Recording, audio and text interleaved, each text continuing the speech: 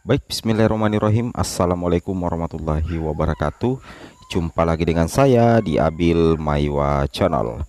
Jadi teman-teman, channel ini adalah merupakan channel pendidikan tempat kita berbagi tentang aplikasi pendidikan Microsoft Office serta tips dan triks komputer.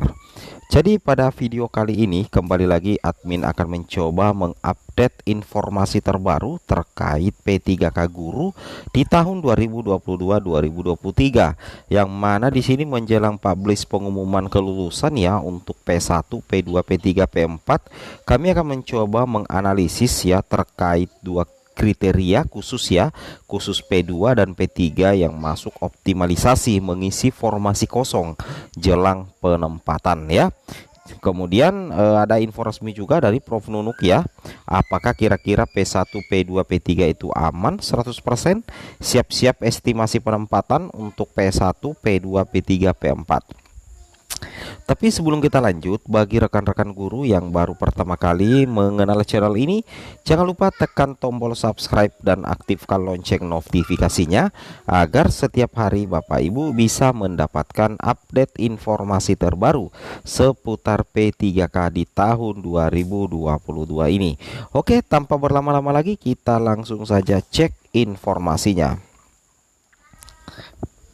Jadi info resmi dari Ibu Prof Nunuk ya, di sini tertulis di fanbase-nya Mas Menteri ya. Di sini Ibu Nunuk mengatakan kami melihat masih ada formasi yang tidak terlamar. Jadi ceritanya menjelang pengumuman kemarin ternyata masih ada formasi yang belum dilamar ya, atau masih ada formasi yang tidak terlamar Bapak Ibu ya. Sehingga Ibu Nunuk mengatakan kami ingin memperjuangkan formasi kosong ini agar dapat diisi oleh pelamar yang belum mendapatkan formasi. Jadi intinya ada formasi yang masih kosong.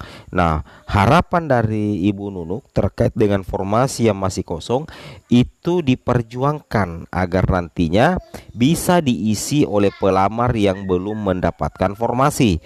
Jadi misalkan ada pelamar yang belum mendapatkan formasi baik P1, P2, P3, P4, dia pelamar ini berpotensi untuk mengisi formasi yang masih kosong Bapak Ibu ya, kalau kita mengartikan pernyataan resmi dari Prof Nunuk. Nah, jadi sini dikatakan agar dapat diisi oleh pelamar yang belum mendapatkan formasi. Saya harap hal ini dapat dipahami karena kami ingin jumlah ASN P3K yang diterima itu lebih banyak. Nah, jadi kalau misalkan berarti lebih dari 127.000 ya. Kalau misalkan formasi kosong ini bisa terisi, berarti itu lebih dari 127 kalau P1, lebih dari 124.000 kalau P2 dan P3, lebih dari 66.000 kalau pelamar umum. Nah, karena di sini katakan kami ingin jumlah ASN P3K yang diterima itu lebih banyak. Kan logikanya seperti itu Bapak Ibu ya. Oke.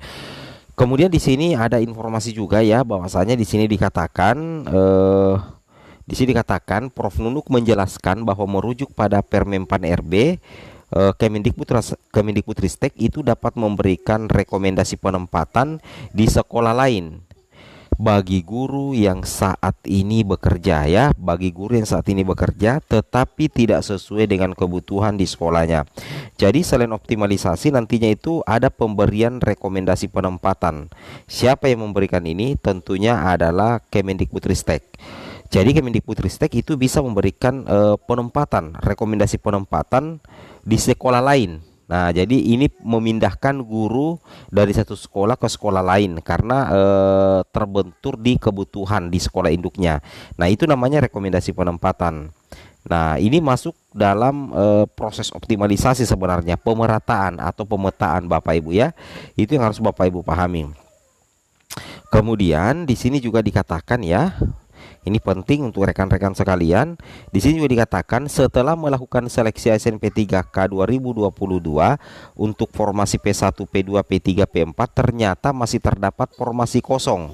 Jadi ternyata masih ada formasi kosong Bapak Ibu. Selain formasi kosong, masih ada juga kuota yang belum terserap. Oleh karena itu perlu diperjuangkan agar ASN P3K yang direkrut itu menjadi lebih banyak jumlahnya. Kan logikanya seperti itu ya. Jadi nantinya ada beberapa kriteria sebenarnya ya untuk P2 P3 untuk bisa mengisi formasi kosong ya. Nah, seperti itu yang wajib kita ketahui. Kemudian di sini dikatakan kami melihat masih ada formasi yang tidak terlamar sehingga kami ingin memperjuangkan formasi kosong ini agar bisa diisi oleh pelamar yang belum mendapatkan formasi, ujar Nunuk dalam pernyataan resminya. Dia berharap seluruh guru honorer bisa memahami keputusan Panselnas tersebut karena pemerintah ingin jumlah ASN P3K yang diterima itu jauh lebih banyak. Nah, seperti itu Bapak Ibu ya. Oke, kemudian di sini juga dikatakan ya, perlu sekali Bapak Ibu ketahui. eh, ini sudah ya, ini sudah. Nah, kemudian untuk itu dalam rangka optimalisasi dan pemberian perlu adanya penundaan pengumuman ya.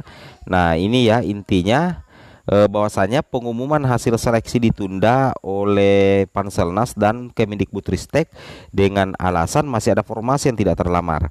Kemudian nantinya Kemendikbudristek dipastikan akan melakukan optimalisasi formasi Bapak Ibu ya dan sinkronisasi data. Kemudian ketiga, formasi yang belum terlamar ditujukan ya. Jadi nantinya formasi yang belum terlamar atau formasi kosong nantinya itu ditujukan untuk pelamar yang belum mendapatkan formasi ya. Jadi ditujukan untuk pelamar yang belum mendapatkan formasi. Kemudian keempat, Kemendikbud optimalkan perjuangan agar semakin banyak guru honorer diangkat ASN P3K pada saat pengumuman hasil seleksi P1, P2, P3, P4. Jadi intinya nantinya formasi yang belum terlamar itu Bapak Ibu ditujukan untuk pelamar yang belum mendapatkan formasi. Jadi kalau misalkan ada P1, P2, P3, P4 yang belum mendapatkan formasi, nantinya itu formasi kosong itu bisa diisi dengan catatan itu ada kesesuaian kebutuhan dengan ijazah dan mapel yang dilamar. Kalau logikanya seperti itu Bapak Ibu ya. Linearitas itu tetap berlaku ya, linearitas itu tetap berlaku. Oke, kita lanjut lagi. Nah, kemudian kita lanjut lagi rekan-rekan. Di sini intinya kira-kira apa kriteria P2 P3 masuk optimalisasi formasi P3K 2022. Jadi di sini salah satu kriterianya adalah P2 dan P3 yang di sekolah induk tidak ada formasi, tetapi ada kebutuhan. Nah, jadi kalau P2 dan P3 yang di sekolah induknya tidak ada formasi tetapi ada kebutuhan, itu memungkinkan kalau misalkan ada formasi kosong, P2 dan P3 ini bisa mengisinya. Kalau logikanya ya, yang penting lolos observasi. Begitu juga kalau misalkan P2 dan P3 yang di sekolah induknya kelebihan guru. Nah, ketika dia lulus observasi, memungkinkan ada formasi kosong, itu bisa diisi Bapak Ibu ya. Akan berlaku yang namanya rekomendasi penempatan. Karena kebetulan P2 dan P3 ini di sekolah induknya itu sudah kelebihan guru. Kan logikanya seperti itu ya. Itu yang harus kita pahami sebenarnya. Kemudian di sini dikatakan juga bahwasanya P2 dan P3 di sekolah induk ada formasi tetapi tidak linear dengan ijazah ya. Itu yang harus kalian ketahui ya. P2 dan P3 di sekolah induk ada formasi tetapi tidak linear dengan ijazah. Ini memungkinkan kalau ada sekolah yang kurang guru kemudian ada formasinya di situ, itu bisa diisi kalau memang sesuai dengan ijazahnya, dengan formasi yang dilamar. Kan logikanya seperti itu. Nah, oke, semoga bermanfaat. Assalamualaikum warahmatullahi wabarakatuh.